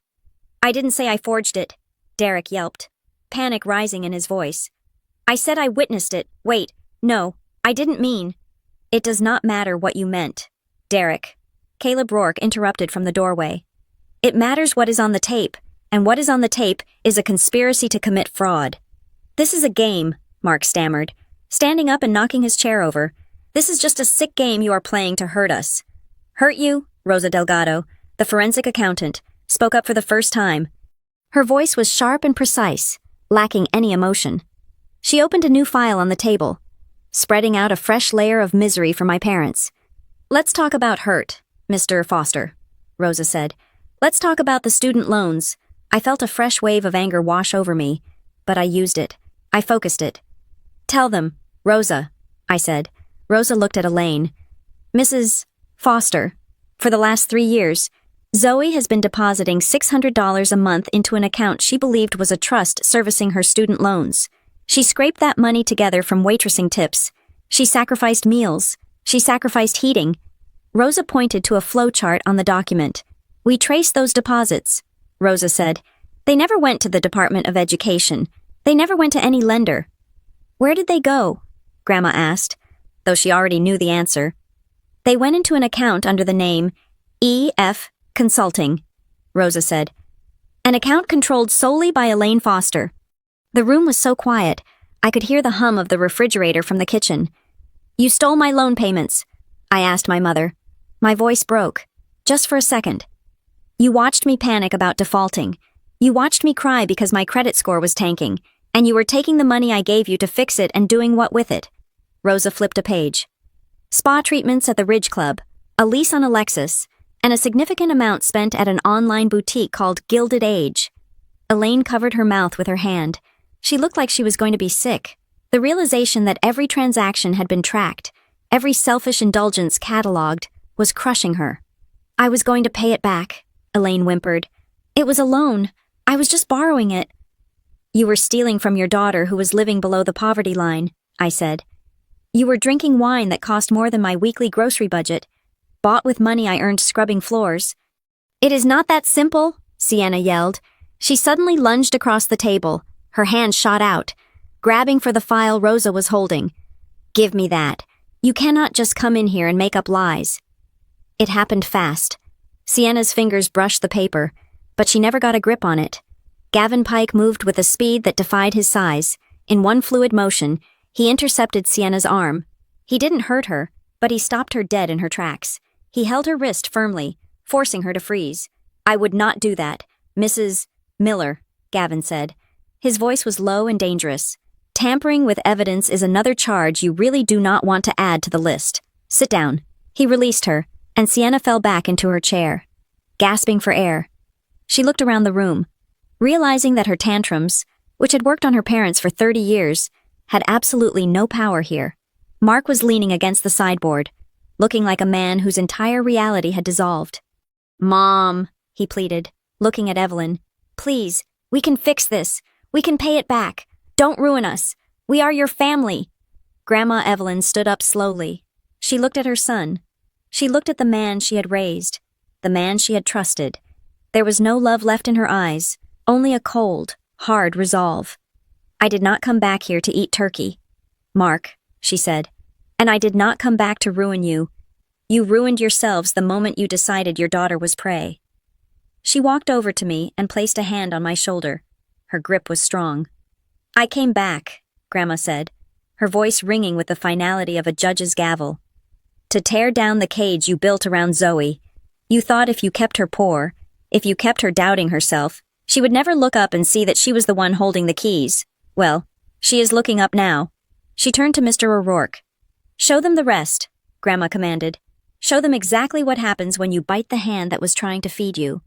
I looked at Mark, Elaine, and Sienna. They were huddled in their chairs, shrinking away from the light of the truth. You called me unstable, I said to them. You were right. I am unstable. Because the ground beneath your feet is about to collapse, and I am the one pulling the lever. The recorder light blinked red, capturing the sound of their empire crumbling. Caleb Rourke did not sit down. He stood at the head of the table, commanding the room not with volume, but with the terrifying precision of a man who charges $600 an hour to dismantle people's lives. He adjusted his cuffs, opened the leather file on the table, and smoothed out a series of documents with long, pale fingers. The silence in the dining room was absolute, broken only by the wet, ragged breathing of my mother, Elaine. Let us begin with the real estate, Rourke said. His voice was dry, devoid of any theatricality. He was not there to perform, he was there to dissect. As established, the property known as Lake Rowan Retreat was purchased 3 years ago by Evelyn Foster, with the deed titling the property to Zoe Foster. He slid a document across the polished wood. It was a copy of the original deed. However, Rourke continued, sliding a second document right next to it. 6 months after the initial purchase, a quitclaim deed was filed with the county recorder. This document transferred ownership of the property from Zoe Foster to a limited liability company known as Blue Heron Holdings. I looked at the second paper. It looked official. It had stamps. It had a notary seal. And at the bottom, above the line marked grantor, was my name, Zoe Foster. I never signed that, I said, my voice cold. We know, Rourke said. He nodded to Rosa Delgado. Rosa stepped forward. The forensic accountant adjusted her glasses and pointed to the signature on the quitclaim deed. She then placed a transparency sheet over it. On the transparency were 3 signatures I had provided to Grandma 3 days ago, my real signatures from my driver's license, my lease application, and a check. This is called forensic handwriting analysis, Rosa explained, her tone clinical. When we look at a signature, we do not just look at the shape of the letters. We look at the stroke direction, the pen pressure, and the microscopic tremors in the ink flow. She tapped the signature on the deed. The person who signed Zoe Foster here applied heavy pressure on the downstrokes, but lifted the pen slightly at the apex of the capital letters. Zoe. You apply even pressure throughout. Furthermore, the slant of this signature is 12 degrees to the right. Your natural writing slants 4 degrees to the left. Rosa pulled another document from her stack. It was a birthday card Sienna had written to Dad 2 years ago. She placed it next to the forgery. However, Rosa said, when we compare the forgery to this sample of writing from Sienna Miller, the similarities are striking. The loop on the O in Foster matches the loop on the O in Love perfectly. The angle of attack on the first stroke is identical. The spacing between the letters is a 100% match. Sienna let out a small, strangled noise. She looked at her hands, which were clenched in her lap, as if they had betrayed her. I practice calligraphy, Sienna whispered, grasping at straws. Maybe our handwriting just looks alike because we are sisters. Handwriting is like a fingerprint, Mrs. Miller, Rosa said dismissively. But if that is not enough, let us look at the notary. Rourke took over. The notary stamp belongs to a Mr. Arthur Finch. We interviewed Mr. Finch yesterday. He is an old acquaintance of your father, Mark Foster. When pressed, Mr. Finch admitted he did not witness Zoe signing the document. He admitted that Mark brought the document to his office already signed and asked for a favor between old friends to backdate the seal. Mark flinched. He looked at Rourke with pure hatred, but under the hatred was a deep, rotting fear. But here's the part that I find truly fascinating, Rourke said. He picked up the quitclaim deed and held it up to the light of the chandelier. This document is dated 2.5 years ago. It has been filed, ostensibly, for years. It looks aged. The paper is slightly yellowed. He dropped the paper back onto the table. Rosa, tell them about the yellow dots. Rosa tapped a key on her laptop, and she turned the screen so everyone could see. It showed a microscopic close-up of the paper fiber. Scattered across the white space were tiny, almost invisible yellow dots arranged in a grid pattern. Most color laser printers verify their output by printing a microscopic tracking code on every single page, Rosa said. It is called the machine identification code. It encodes the printer's serial number and the exact time and date the document was printed. She pointed to the decoded data on her screen. This deed, which claims to be from 2 years ago, was printed on a Hewlett-Packard LaserJet Pro. The timestamp encoded in these dots is last Thursday, specifically at 11:45 at night. The air left the room. I looked at Mark. I looked at Sienna. You didn't transfer the house years ago, I realized aloud. My voice sounded hollow in my own ears. You didn't have a plan. You just took it. You were just using it. And then, I pieced it together. Then Grandma called, I said. Grandma called and said she was coming home. And you panicked. You realized you had no legal paper trail to explain why Sienna was the landlord, so you forged the deed last week. You printed it out, forged my signature, and got Dad's friend to backdate the stamp to make it look like you had been managing it legally all along. It was a correction of paperwork, Mark blurted out. Sweat was now streaming down the sides of his face. We meant to file it years ago. We just forgot. We were just fixing a clerical error.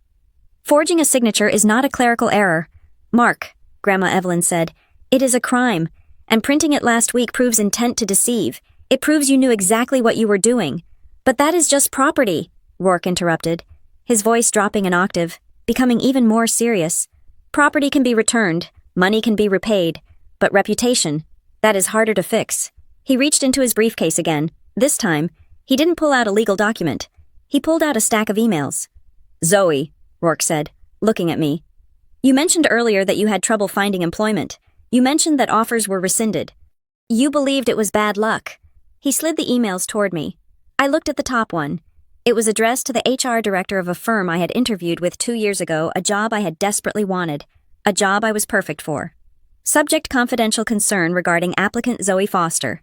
Dear hiring team, as a former colleague who wishes to remain anonymous, I feel obligated to warn you about Zoe Foster. While she is talented, she suffers from severe episodes of instability and financial irresponsibility. She has a history of theft and confrontation in the workplace. I would hate to see your company suffer the way ours did. I read the words, theft, instability. I felt sick, physically sick. I grabbed the next email. It was sent to a different company.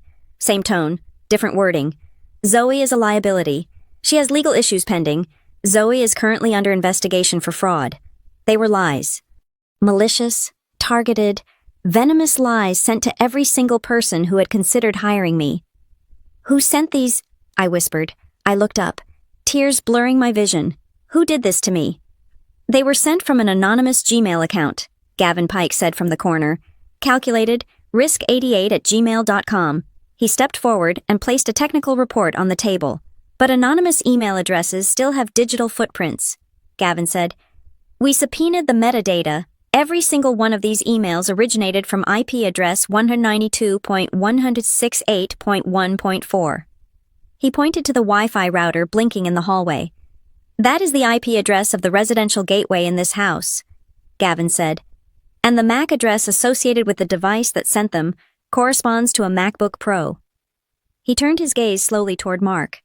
Your MacBook Pro, Mr. Foster. I stared at my father. He wasn't looking at me. He was staring at the tablecloth, his jaw working furiously. You sabotaged me, I said. It wasn't a question. I couldn't get a job because you were emailing them telling them I was crazy. Why would you do that? To keep you needy. Grandma Evelyn answered for him. Her voice was full of disgust. If you got a good job, Zoe, you might move away. You might get a lawyer. You might check your credit report. You might become independent. They needed you poor. They needed you desperate. Because a desperate person accepts help without asking questions. A desperate person doesn't look for a deed to a lake house. I did it for your own good, Mark shouted, snapping his head up. His eyes were wild. You were going to leave. You were going to go to New York or Chicago and forget about us. We are a family. Families stay together. Families do not hold each other hostage, I screamed back. You destroyed my career. You made me think I was worthless. You let me believe I was unhireable. It was just a few emails, Mark yelled. I was going to hire you at the dealership. Eventually I was going to take care of you. You were going to make me your servant, I said, shaking. Just like you made me your scapegoat. And the money, Rourke cut in, steering the ship back to the hard evidence. Let us follow the money, because that is where the loyalty truly ends. Rosa opened a new spreadsheet. It was a flowchart of funds. Blue Heron Holdings collected $2,500 a month for 36 months, Rosa said. That is $90,000 in rental income, plus a security deposit, plus incidental fees. She traced a line on the chart with her finger. We expected to see this money going to Sienna, Rosa said. After all, she was the one playing landlord. She was the one driving up there, dealing with the tenants, forging the signatures. Sienna sat up straighter, looking defiant. I worked hard for that house, she muttered. However, Rosa said, Sienna never received a dime. Sienna froze. What? The bank records for Blue Heron Holdings show an automatic sweep, Rosa explained. Every time a rent check was deposited, the funds were immediately transferred out within 24 hours. Rosa pointed to the final destination on the chart. They went to a personal checking account at Chase Bank. Rosa said, Account ending in 4429. She looked at Elaine. That is your personal account. Mrs. Foster, the one you use for your lifestyle expenses. Sienna turned her head slowly to look at her mother. Her expression was one of pure, unadulterated shock. Mom, Sienna asked. Her voice was high and thin. You took the money. Elaine looked trapped. She tried to smile, but it looked like a grimace. Well, Sienna, you know running this house is expensive, and your father's business has been slow. I needed to keep things afloat. You told me that money was going into a trust, Sienna screamed. You told me we were saving it. You told me I was helping the family. You were helping, Elaine cried. You were helping me. I took all the risk. Sienna stood up, her chair crashing backward onto the floor. She was hysterical now. I signed the papers. I forged Zoe's name. I drove up there every weekend to unclog toilets and deal with the Hendersons. I could go to jail for this, and you spent it on shoes. It wasn't just shoes. Elaine defended herself weakly. I bought groceries. I paid the gardener. I committed a felony for you, Sienna shrieked. She pointed a trembling finger at Mark. And you? You told me it was legal. You told me Zoe knew. You told me Zoe signed the power of attorney and just forgot because she was crazy. You lied to me. I didn't lie, Mark stammered. I just simplified the truth. You made me a criminal, Sienna yelled. She turned to Gavin Pike. I didn't know. I swear I didn't know they were stealing it all. Dad told me to sign. He brought me the papers and said, Sign Zoe's name. She gave permission. She is just too busy to come in. He told me to do it. Sienna, shut up, Mark roared. No, I won't shut up. Sienna turned to me, her eyes wide and desperate. Zoe, listen to me. I didn't get the money. Look at the chart. Mom took it. Dad set it up. I was just doing what they told me. I am a victim too. A victim. I looked at her. You mocked my pie. Sienna, you told me I was a failure while you were pretending to own my house. You are not a victim. You are an accomplice who just realized she didn't get paid enough. But Dad made me... Sienna sobbed, pointing at Mark again. He is the one who printed the deed last week. He is the one who told me to practice your signature. He said if I didn't do it, the family would lose everything. Mark stared at his daughter. The look on his face was not love. It was the look of a man watching his escape route burn down. You ungrateful little brat, Mark hissed at Sienna.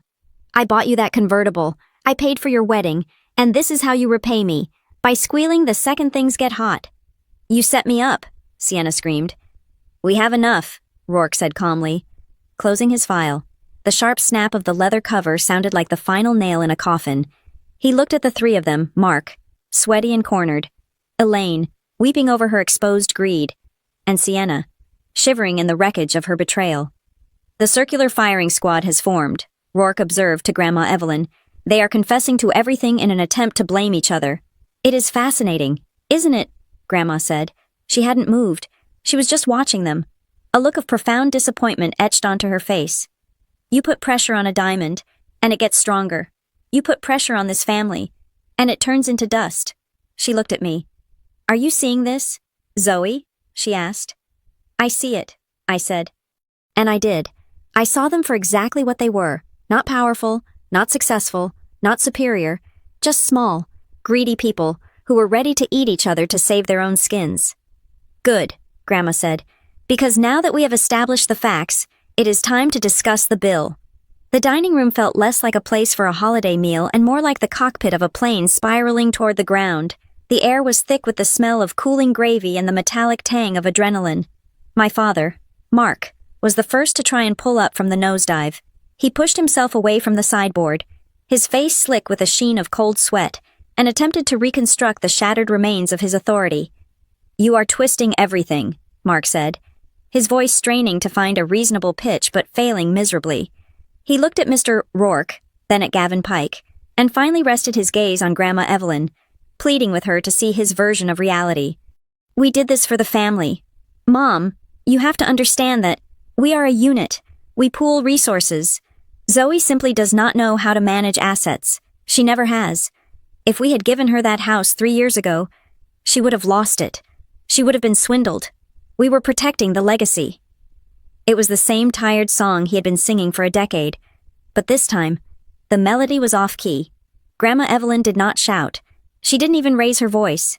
She simply leaned forward, resting her elbows on the table, and asked a single question that cut through his defense like a scalpel through necrotic tissue. "If you were protecting the family legacy, Mark," she said, her blue eyes icy, "then tell me this. Why is Zoe living on an air mattress in a friend's living room, unable to afford a winter coat, while Sienna is living like an influencer in a gated community?" Mark opened his mouth, but no sound came out. He looked like a fish hauled onto a dock, gasping for air that wasn't there. "Explain the economics of your protection," Grandma pressed. "Why does one granddaughter have a closet full of designer handbags paid for by my trust, while the other granddaughter, the one who actually owns the property, is bringing a 99-cent pie to dinner because she cannot afford better?" The silence that followed was excruciating. It wasn't empty. It was heavy, filled with the undeniable weight of their greed. My mother, Elaine, broke first. The pressure was too much for her carefully curated facade. She lunged forward, reaching for Grandma's hand, her bracelets clinking frantically against the fine china. "Mother, please," Elaine begged, tears streaming down her face, ruining her expensive makeup. "We can fix this. We can pay it back. I will sell the car. I will sell my jewelry. Just tell these men to leave. Don't let them take us away. We are your flesh and blood." Then, in a movement so jarring it made me physically recoil, she snapped her head toward me. The tears were still on her cheeks, but her eyes were dry and hard as flint. The switch from pleading daughter-in-law to commanding mother was instantaneous. "Zoe," she ordered, her voice losing all its wobble. Tell Grandma you are okay with this. Tell her we talked about it. Tell her you gave us permission to manage the funds and you just forgot. Fix this, Zoe. Do it for me." I stared at her. The room seemed to tilt on its axis. For my entire life, I had made excuses for them. I told myself they were strict because they wanted me to succeed. I told myself they were critical because they cared. Even tonight, amidst the revelations of theft and fraud, a small, stupid part of me had held on to the hope that maybe, just maybe, they had misguidedly thought they were helping. But looking at Elaine now, I saw the truth. It was naked and ugly. She didn't see me. She didn't see her daughter. She saw a signature. She saw a shield. She saw a scapegoat.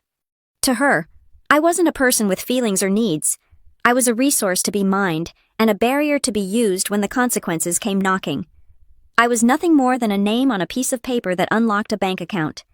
"You want me to lie," I said, my voice barely a whisper. "So you don't have to face what you did." "I am your mother," Elaine hissed, the desperation making her vicious. "I gave you life. You owe me this. Just say you knew. It is one sentence. Zoe. Say it." "She can't say it," Sienna screamed from across the table. We all turned to Sienna. She was hyperventilating, her chest heaving, her hands gripping her hair. She looked like a cornered animal that had realized the trap was biting into the bone. "She can't say it because it doesn't make sense," Sienna yelled, her eyes darting wildly between her parents. "You guys told me we had to keep it a secret. You said it was the only way." "Sienna, be quiet," Mark warned, his voice a low growl. "No," Sienna shrieked, standing up and knocking her chair back again. She pointed a trembling finger at Elaine.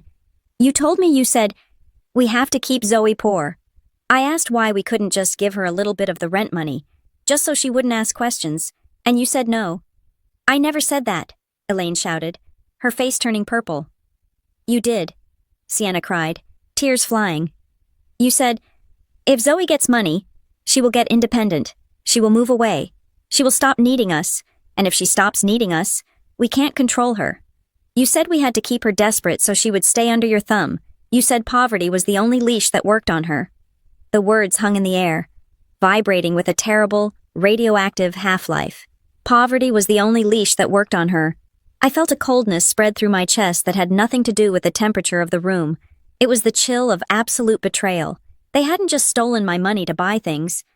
They had stolen my money to break my spirit. They had engineered my struggle. Every rejected credit card, every declined application, every night I went to bed hungry. It wasn't bad luck. It was a strategy. It was a containment protocol. You monster, I whispered to my mother. Elaine recoiled as if I had slapped her. But then, true to form, she lashed out. You shut up, Elaine screamed at Sienna. You ungrateful little brat. You are trying to pin this on me, who drove the new Mercedes to the lake house, who posted the photos, who played the big shot landlady. You enjoyed every second of it, Sienna. You loved spending that money just as much as I did. Do not pretend you are innocent. I did what I was told, Sienna wailed. Dad said it was business. And you are an idiot for believing him, Elaine yelled back. Stop it, Derek shouted. It was the first time Derek had spoken with any force all night.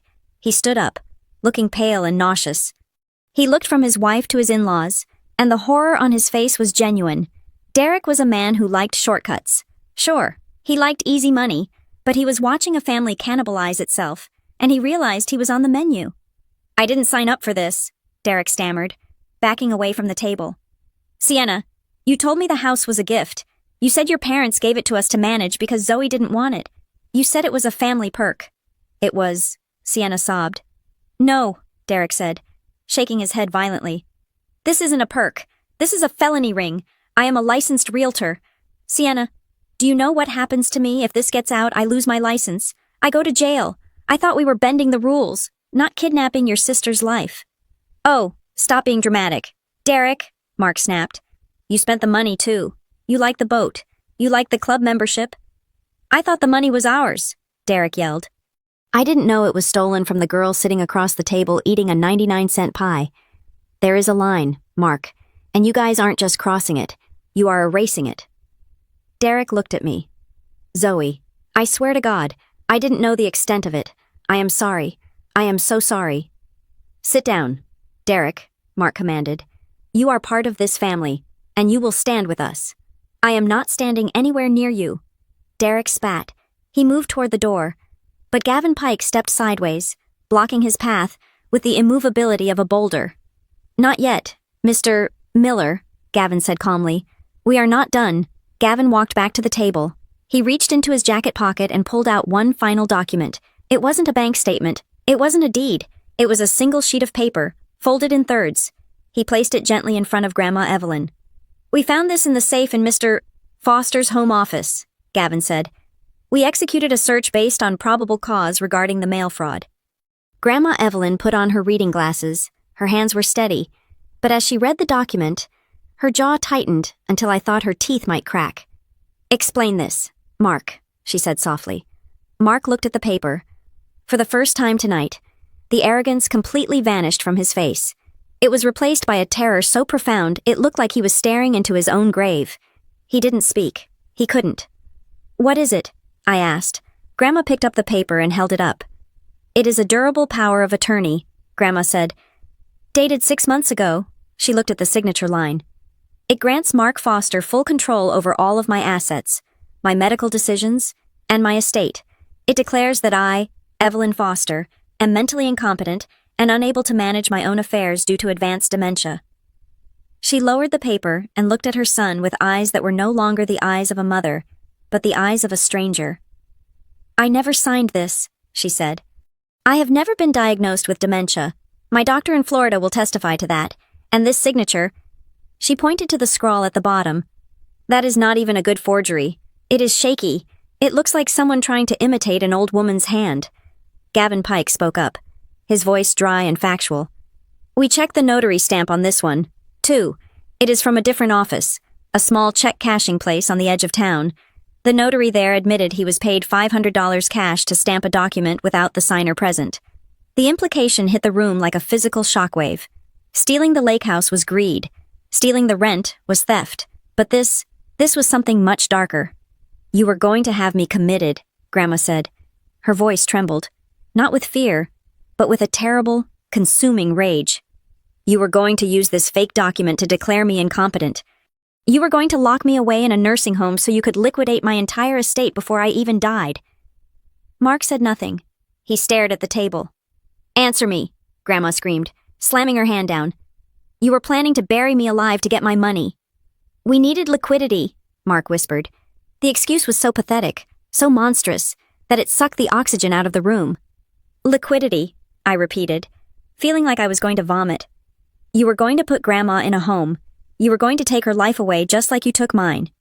She is old, Elaine blurted out, her survival instinct misfiring wildly.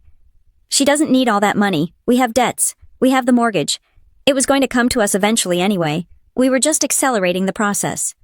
Accelerating the process, Grandma repeated. She looked at Elaine with pure revulsion. You were waiting for me to die, and when I didn't die fast enough, you decided to help me along. Sienna looked at her parents with wide, horrified eyes. Even she, with all her selfishness, hadn't known this. You were going to put Grandma away, Sienna whispered. You told me she was sick. You told me she needed care. But you were going to lock her up. We did it for the family, Mark roared. Slamming his fists on the table, he stood up, knocking his chair over, looking wild and unhinged. For you, Sienna. For the house. For the cars. Do you think this lifestyle pays for itself? Do you think I could keep this up on a dealership salary? I did what I had to do. He breathed heavily, his chest heaving, waiting for someone to agree with him, waiting for someone to validate his monstrous logic. But there was only silence. The lawyer, Caleb Rourke, looked at him with professional disinterest. The forensic accountant typed a note. The private investigator stood by the door. I sat still, gripping my fork. And in that silence, Mark Foster realized that he hadn't just lost the money. He hadn't just lost the house. He had lost the narrative. He was no longer the provider. He was a predator, and he had just confessed to the hunt in a room full of witnesses. Caleb Rourke did not look at the devastated faces around the table. He was busy arranging the documents back into his briefcase with the meticulous, rhythmic precision of a mortician closing a casket. The click of the brass latches sounded like gunshots in the sudden, suffocating silence that had followed Mark's accidental confession. You seem to be under a misapprehension, Mr. Foster, Rourke said, his voice level and devoid of any theatrical inflection. You seem to believe that this dinner was an investigation. You believe that if you argue hard enough, or come up with a sympathetic enough excuse, we might close these files and go home.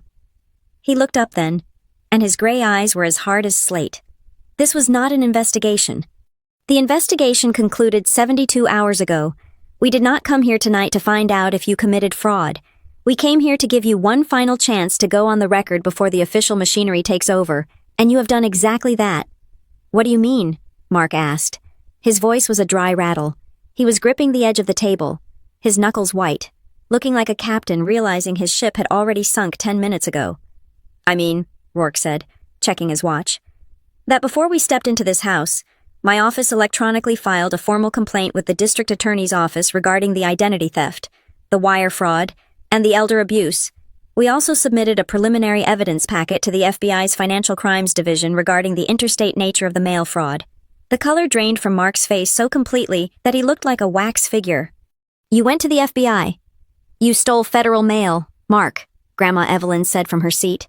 She was cutting a piece of turkey, her hand steady, her appetite apparently unaffected by the destruction of her son's life. You used the United States Postal Service to facilitate a felony. That is not a local matter. That is federal. No, Mark whispered. Then, panic seized him. It was primal and ugly. He scrambled backward, his chair screeching against the hardwood floor. No, I am not staying for this. I am calling my lawyer. You cannot keep me here. He lunged toward the hallway, aiming for the front door. desperate to put distance between himself and the consequences sitting at his dining table. He made it 2 steps. Gavin Pike did not run. He simply shifted his weight. He stepped into the archway, blocking the exit with the casual immovability of a concrete wall. He didn't raise his hands. He didn't pull a weapon. He just stood there, broad and silent, looking down at my father with a mixture of pity and boredom. "Mr. Foster," Gavin rumbled, "I would strongly advise you to sit down. Flight risk is a factor that determines bail amounts. Don't make it worse." Mark stopped. He looked at Gavin, then back at the table, his eyes darting around the room like a trapped bird. "This is kidnapping. You are holding me hostage." "We are preserving the scene," Gavin corrected him. "Sit down." Mark slumped. The fight went out of him as quickly as it had appeared. He dragged his feet back to the table and collapsed into his chair, burying his face in his hands. "This cannot be happening," Elaine sobbed. She was rocking back and forth, clutching her napkin to her chest. "We are good people. We go to church. We donate to the food drive. We are the Fosters." "You are thieves," Grandma Evelyn said. She reached into her tote bag one last time. The sound of the heavy paper sliding out was the only noise in the room. "Since we are discussing the family legacy," Grandma said, placing a document on the table, "I thought you should see the updates I made to my last will and testament this morning." Elaine looked up, her tear-streaked face suddenly sharp with interest, even in the depths of her terror. The mention of the will triggered her greed reflex. "I have instructed Mr. Rourke to draft a new codicil," Grandma said. She put on her reading glasses and looked down at the paper.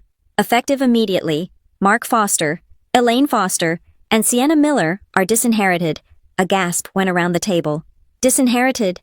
Sienna squeaked. "But Grandma, I am your granddaughter. I didn't mean to do it. They made me—" "You are an adult, Sienna," Grandma said without looking up. "You had a choice. You chose the money." She continued reading. "I have also included a specific clause regarding the spouses. Derek Miller is excluded from any potential beneficiary claims. Furthermore, in the event of my death, the entirety of my estate, including the Lake Rowan property, my investment portfolio, and the liquid assets currently held in the trust, will pass to the sole beneficiary." She looked at me. "Zoe Foster." Elaine let out a wail that sounded like a wounded animal. "Mother, you cannot do that. That is millions of dollars. You are giving it all to her." She pointed at me with a trembling hand, as if I were a stranger who had broken in. "She doesn't know how to handle money. She is a child. She works temp jobs." "She works temp jobs because you stole her career," Grandma snapped. "But family," Elaine cried, throwing herself across the table to grab Grandma's hand again. "We are your family. You raised Mark. You held Sienna when she was a baby. You cannot just cut us off. We made mistakes. Yes, but we love you. Please, Mother, don't let strangers take us away. Don't let us lose everything. We can work this out. We will pay you back every cent. I swear. Just give us time." Grandma looked at Elaine's hand on her arm. She didn't pull away this time. She just looked at it with profound sadness. "You want forgiveness, Elaine?" Grandma asked softly. "Yes." Elaine nodded frantically. "Yes, please, for the sake of the family." "Then do not ask me," Grandma said. She turned her head and looked directly at me. "Apologize to Zoe." Elaine froze. The room went silent. Grandma pointed a finger at me. "You didn't just steal from me, Elaine. I am old. I have lived my life. You stole the beginning of hers. You stole her security. You stole her confidence. You let her think she was broken so you could buy a Lexus. If you want mercy, you ask her." Elaine turned slowly to face me. I looked at my mother. I waited. I waited to see a flicker of maternal instinct. I waited to see regret for the pain she had caused me, not just the trouble she was in. But I saw nothing. Her eyes were blank. She looked at me and she didn't see a daughter. She saw an obstacle. She saw the person who was standing between her and the lifestyle she felt she deserved. "Zoe," Elaine said, her voice tight and forced. Tell her to stop this. We are your parents. You cannot let them send us to jail. Think about what people will say."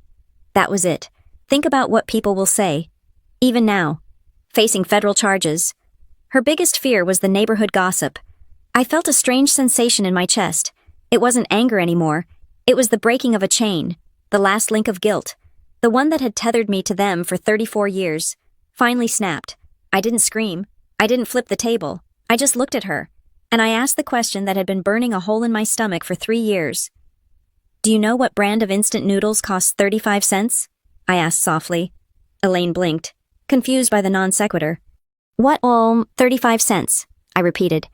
That is the price of the generic beef flavor at the discount store on 4th Street.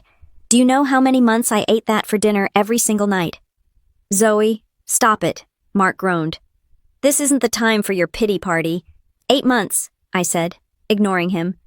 8 months. Dad, I ate sodium and water for 8 months because I was trying to save enough money to pay the interest on the loans you were stealing. I lost 12 pounds. My hair started falling out. I fainted at work once. I looked at Sienna. And while I was fainting, I said, my voice trembling slightly, you were posting photos of lobster dinners at the lake, my lake. I didn't know you were hungry, Sienna cried defensively. You never said anything. I did. I slammed my hand on the table, the sudden noise making them all jump. I told you I was struggling. I told you I couldn't make rent. And you told me I was unstable. You told me to work harder. You watched me starve, Sienna. And you laughed about it while you drank champagne on my deck. It wasn't like that, Sienna shouted, panic making her reckless. We didn't think it was a big deal. Dad said it was fine. Dad said as long as you didn't come back to the house, no one would check the paperwork. He said you were too scared of him to investigate. The air in the room seemed to crystallize. Sienna slapped a hand over her mouth, but the words were already out. They hung in the air, glowing with the toxicity of truth. Dad said as long as you didn't come back, no one would check. It was the final nail. It proved premeditation. It proved that my exile wasn't an accident. It was a requirement for their scheme. Mark closed his eyes. He knew it was over. Caleb Rourke cleared his throat. He opened a new folder, one with a red tab. Thank you for that clarification, Mrs. Miller, Rourke said. That goes a long way toward establishing the conspiracy charge. Now, let us discuss restitution. He slid a single sheet of paper across the table toward Mark. It contained a list of numbers. We have calculated the damages, Rourke said. $90,000 in stolen rental income, $15,000 in misappropriated student loan payments, $40,000 in legal fees for the recovery of the deed, and then there are the punitive damages. He pointed to a larger number at the bottom. We are seeking compensation for defamation of character regarding the emails sent to employers, loss of potential income for 3 years of unemployment, and intentional infliction of emotional distress. The total demand for restitution is $750,000. Mark stared at the paper. His eyes bulged. $750,000, Mark shrieked. Are you insane? We don't have that kind of money. We don't have anything close to that. We know, Rosa Delgado said calmly. We have analyzed your accounts. You are over-leveraged. You have 3 mortgages on this house. The dealership is operating at a loss. You are, for all intents and purposes, insolvent. Then you can't get blood from a stone, Mark yelled, finding a desperate sort of courage in his bankruptcy. Sue us all you want. We have nothing, you get nothing. He looked at me with a sneer. So congratulations. Zoe, you won a piece of paper. You can't collect a dime. I looked at my father. I looked at the gold watch on his wrist. I looked at the crystal chandelier above his head. I looked at the silk curtains. You are wrong, I said. I stood up and walked over to the window. I looked out at the driveway, where Sienna's convertible sat gleaming under the streetlights. You don't have cash, I said, turning back to face them. But you have things. You have this house. You have the cars. You have Mom's jewelry. You have the furniture.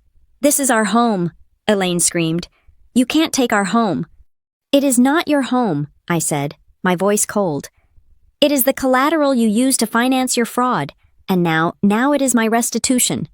You would put us on the street, Mark asked, his voice shaking. Your own parents. You would make us homeless. You made me homeless, I said. You let me sleep on a deflated air mattress for a year while you slept on Egyptian cotton sheets bought with my money. I'm not putting you on the street. Dad, I am just balancing the books. You are a witch, Sienna spat. No, I said. I am the landlord, and your lease is up. Suddenly, a low buzzing sound filled the room. We all looked at Gavin Pike.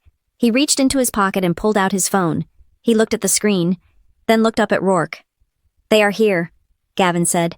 The 3 words sucked the remaining oxygen out of the room. Mark froze. Elaine stopped crying. Sienna looked at the door. Who is here? Derek whispered, his face the color of ash.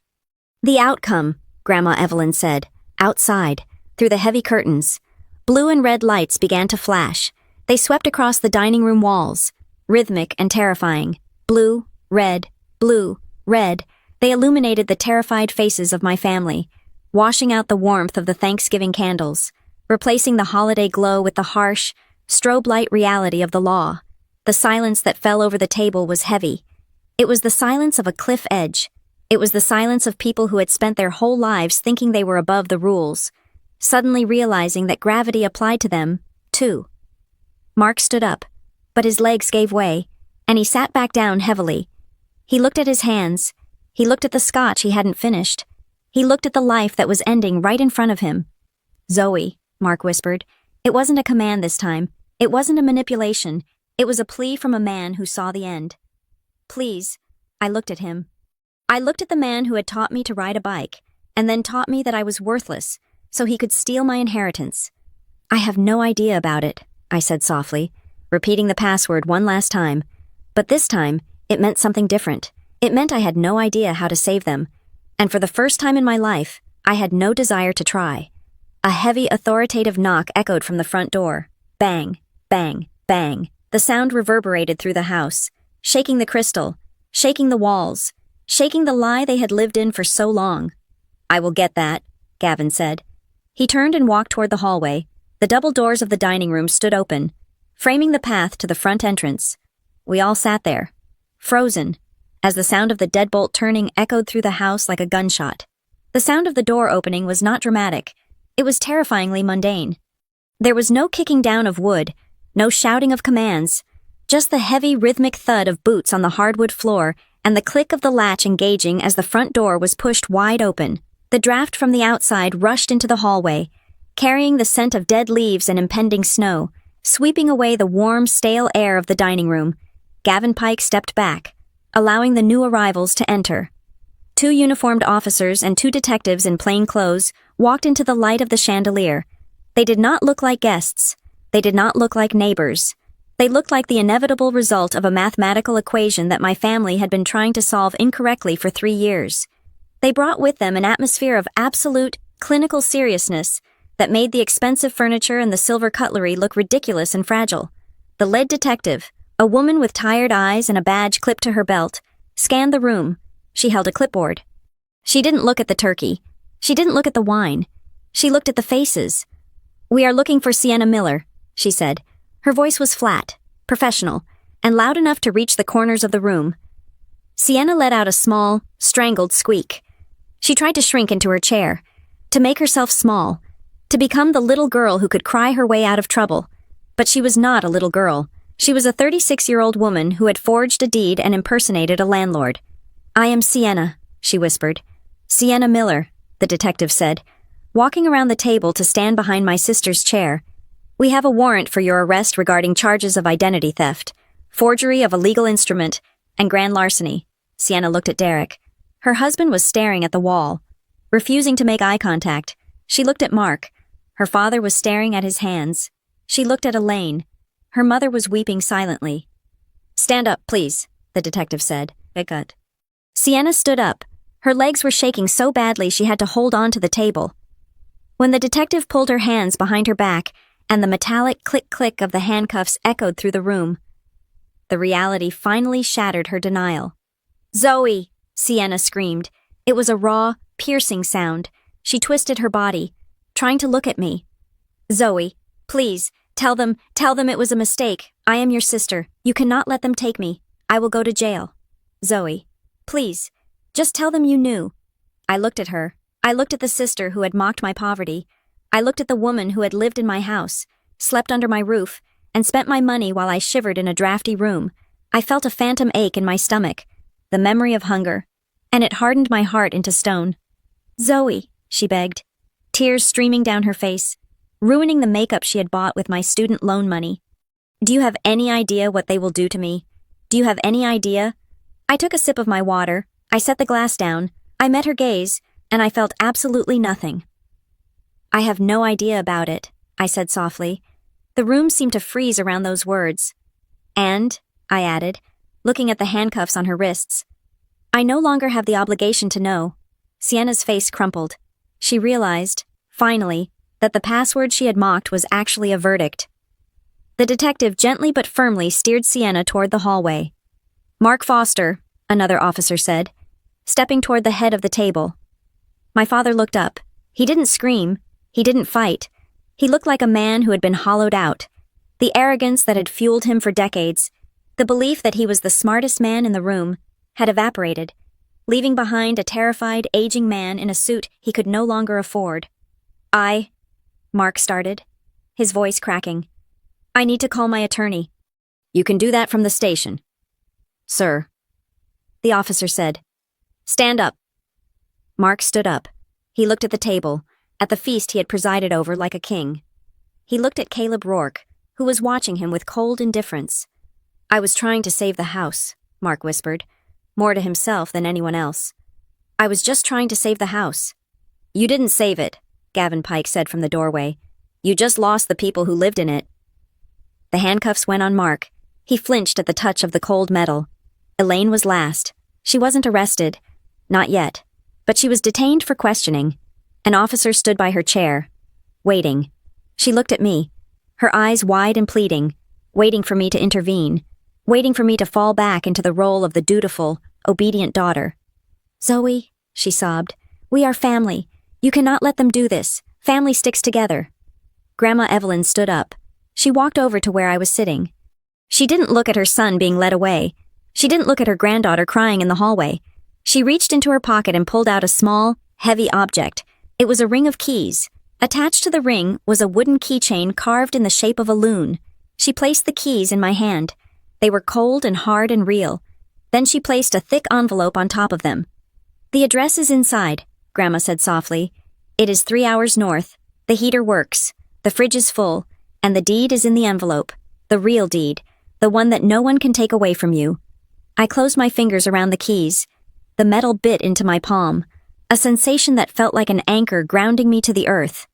"Thank you," I whispered. Elaine was being let out now. As she passed the dining room threshold, she turned back one last time, her face twisted in a mask of desperation and fury. "How can you do this?" Elaine screamed at Grandma. "We are your family. Family protects each other." Grandma Evelyn looked at her daughter-in-law. She looked at the woman who had intercepted her letters, who had tried to have her declared incompetent, who had starved her granddaughter. "Family," Grandma said, her voice clear and cutting as a bell in winter. "Does not eat each other." Elaine's mouth snapped shut. She turned away, defeated by the truth, and walked out into the night, flanked by the consequences she had earned. Derek was the only one left standing. He was pressed against the wall, looking like he wanted to merge with the wallpaper. He looked at the empty chairs. He looked at the plate of half-eaten turkey where his wife had been sitting. Derek stammered. He looked at me. "I am going to pack my things. I am going to leave." "Leave the car," Caleb Rourke said without looking up from his notes. "The convertible is listed as an asset of Blue Heron Holdings. It is not yours to take." Derek nodded, swallowed hard, and walked out of the room. He didn't look back. The front door closed. The flashing blue and red lights that had been dancing across the walls stopped, leaving the room in a sudden, ringing stillness. The engine noises faded down the street. It was just us now. Me, Grandma Evelyn, Caleb Rourke, Gavin Pike, Rosa Delgado, and the silent, cooling Thanksgiving dinner. I looked at the table. The candles were still burning, their flames flickering in the draft that lingered in the room. The turkey sat there, a monument to a celebration that never happened. My pumpkin pie, the one in the foil tin, sat untouched near the edge of the table. For the first time in 3 years, I wasn't hungry. "Mr. Rourke," Grandma said, breaking the silence, "please ensure the restraining orders are served by morning." "It is already in motion, Mrs. Foster," Rourke said. Snapping his briefcase shut, he walked over to me and placed a crisp folder on the table. "This contains the contact information for the property manager at Lake Rowan, the real one, and a check from your grandmother's personal account to cover your immediate expenses until the restitution process begins." I didn't open the folder. I didn't need to check the amount. For the first time in my life, I wasn't counting pennies in my head. "Zoe," Grandma said. I stood up. My legs felt steady. The shaking that had plagued me for hours for years was gone. I felt light. I felt like someone had cut the heavy ropes that had been dragging behind me. "Are you okay?" she asked. I looked around the room. I looked at the chair where my father had sat and lied to me. I looked at the spot where my mother had tried to guilt me. I looked at the empty space where my sister had laughed at me. I am not happy, I said honestly, but I am finished. That is a good place to start, Grandma said. She smiled, and this time, the smile reached her eyes. Go. The drive is long, and the snow is coming. I picked up the keys, I picked up the folder, I left the pie, I walked out of the dining room, down the hallway that used to intimidate me, and opened the front door. The cold air hit my face, sharp and biting, but it felt clean. It didn't smell like sage and deception. It smelled like winter. It smelled like Wisconsin. I walked down the path to my beat-up Honda Civic. I didn't look back at the big colonial house with the white pillars. I didn't look at the driveway where the luxury cars sat, seized by the law. I unlocked my car door and sat in the driver's seat. I put the key in the ignition. The engine sputtered, then roared to life. I looked at the passenger seat. There was no pie there, just a set of keys with a wooden loon and an envelope with an address. Lake Rowan Retreat. I put the car in gear. I didn't know what I would do when I got there. I didn't know if I would sell it or live in it. I didn't know what job I would get next. But as I pulled away from the curb and drove into the dark, quiet night, I knew one thing for certain. The climax of this story wasn't the screaming, it wasn't the arrests, it wasn't the look on my father's face. The climax was right now. It was the feeling of driving down a road, holding a key in my hand, and knowing that for the first time in my life, the truth finally had an address, and I was going home. Thank you so much for listening to this story. I would love to hear where you are tuning in from. So please drop a comment below with your location, and let's share our thoughts on Zoe's journey. Don't forget to subscribe to the Maya Revenge Stories channel, like this video, and hit the hype button to help this story reach even more people.